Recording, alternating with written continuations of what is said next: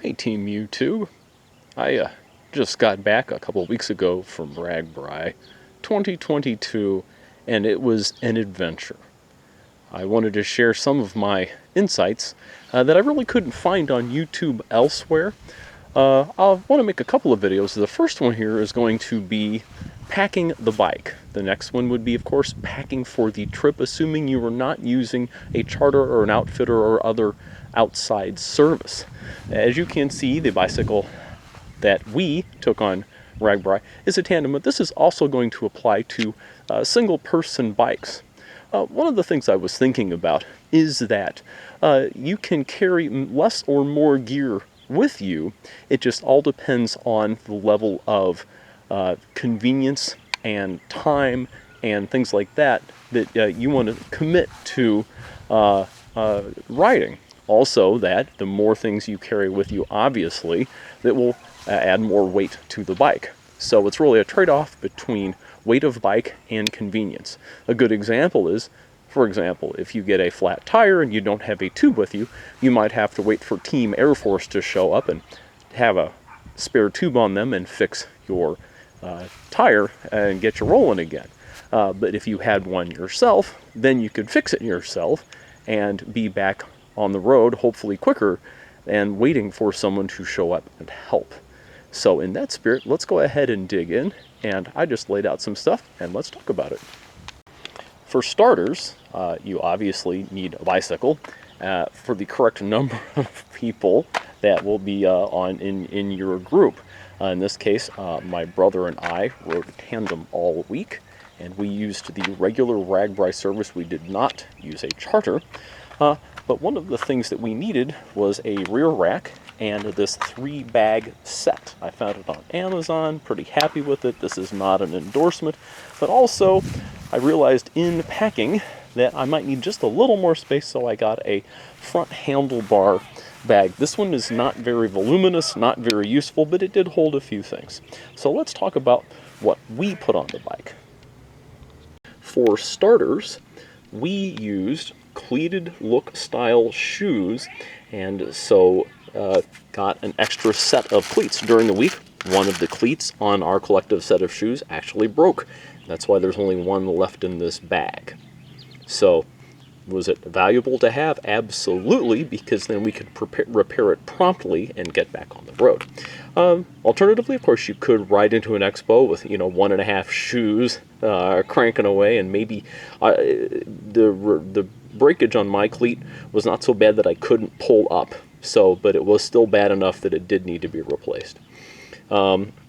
Next thing, there are no non-Allen key fasteners anywhere on this bike. So this is the 3, 4, 5, and 6 Allen keys, and I threw a piece of electrical tape around them. We did not use these all week.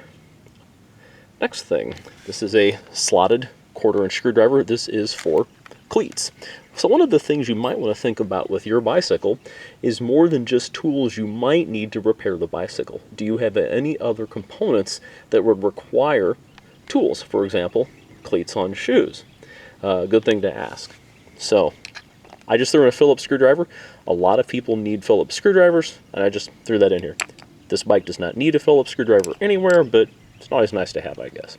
Next thing, we packed 2 tubes that we fortunately never used all week. We did get the Continental gator skin tires. I wanted to make sure we had the maximum amount of puncture protection that we could have, so these are new tires for RAGBRAI. And then, of course, a set of tire levers. And these will all go in the bag.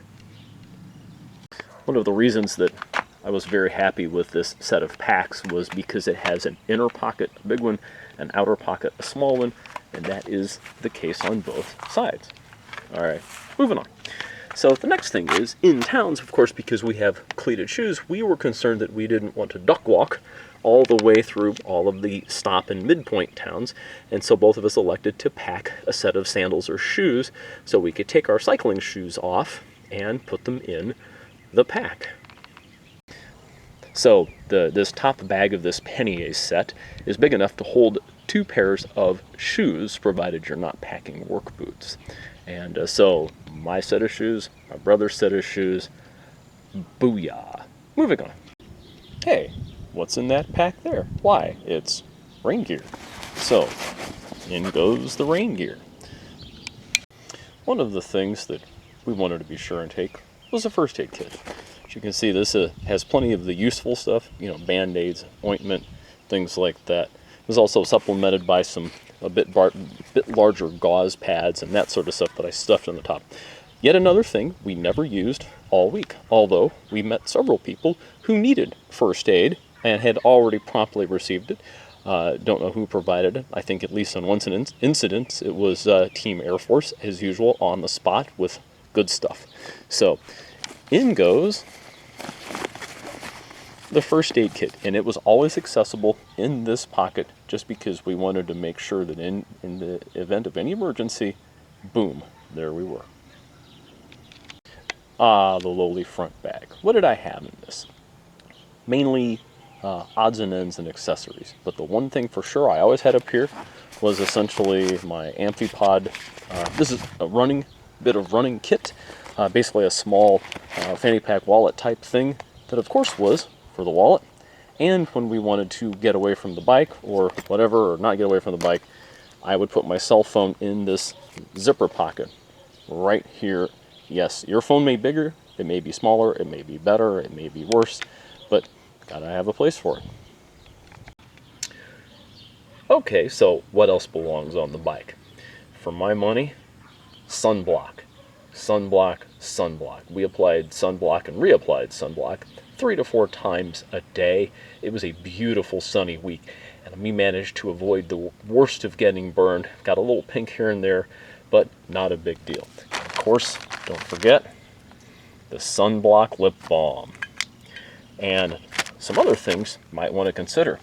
Either some chamois butter, Body Glide. We use chamois butter all week, and my brother fortunately remembered to include the 8-ounce tube, and we went through a fair amount of it just as a preventative, because you don't want to be on day 3, get saddle sores, and have to ride 4 more days where every time you sit down on your saddle is complete agony. Just some things to think about. Next thing. Some hand sanitizer and some wet ones. You never know when you're going to need to clean something up. Lots of things. By the way, we're 2 dudes, and I was just thinking in this vein, obviously if you're a woman, you need to think about those kinds of products too. Another thing, we packed cough drops, antacids, and some OTC pain relievers just in case, because you don't want to be leaving a town after eating something that didn't really sit right without something to quell the heartburn or whatever. And then obviously if you have allergies or just something that makes your throat scratch or whatever, maybe a cough drop or 2 will help you out. Medications. I may have exercise-induced asthma. The doctors have diagnosed me with such, so an inhaler with albuterol. Headlight and tail light. After all, you may be one of those people that's up with the dawn. It's always better to be safe than sorry. And the last thing, which can take up quite a bit of room, we kept at least half a dozen Cliff bars, some of the Nature Valley granola bars, some salt in different formats, Gatorade mix and that sort of thing, just to make sure that we were not going to bonk or otherwise get dehydrated or lose our electrolytes and have a rough day. One could always argue that you're never more than a few miles from water and whatnot with RAGBRAI and all of the vendors that you will come across. But let's face it, if you're bonking, you need sugar. You don't need Mr. Pork Chop. Just my thoughts. Your mileage may vary. So let's go ahead and throw all this stuff on the bike. Okay, Team RAGBRAI and Team YouTube. Phone is in. Da, da, da, da. The wallet, prescriptions, the amphipod, snacks. More snacks can go in the side pockets here, or wrappers. Let's pick up after ourselves. Moving on. I put the light down here because that's where it would fit during the week. There's no room up here on the headset. Back here we got the wet ones, the hand sanitizer, the bag of snacks, all of the sunblock and Body Glide. By the way, this size just totally insufficient. We were blowing through more than one of these a day. We finally got the full-size retail version, and we still managed to run that one out just under 2 days.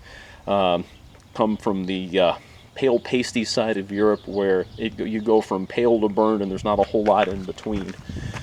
Got that rear blinky light. We got up late enough we never really needed, but you know, better safe than sorry. Mesh pockets stuffed with snacks. Again, first aid kit, rain gear. So, what's the last thing? You can see there are 5 water bottle bosses on this bike, and I would routinely, in the space of 10 or 15 miles, go through 2 water bottles. Yes, I'm a very thirsty person. That's one thing you really don't want to run out of. Fortunately, there's plenty of water stops on RAGBRAI, but even with that, I was a couple of times still shaking my water bottles and trading out the 3rd water bottle in the back with my brother. The last thing, of course, frame pump, or if you have a CO2 cylinder. I prefer the frame pump because it doesn't have any waste associated with it, although it won't fill a tire as far as you need, where you would probably want to go and go to one of the repair booths in any stop town to get a little more pressure in that tire. And that is packing the bike. Hope to see y'all on RAGBRAI again real soon. Hey Team YouTube.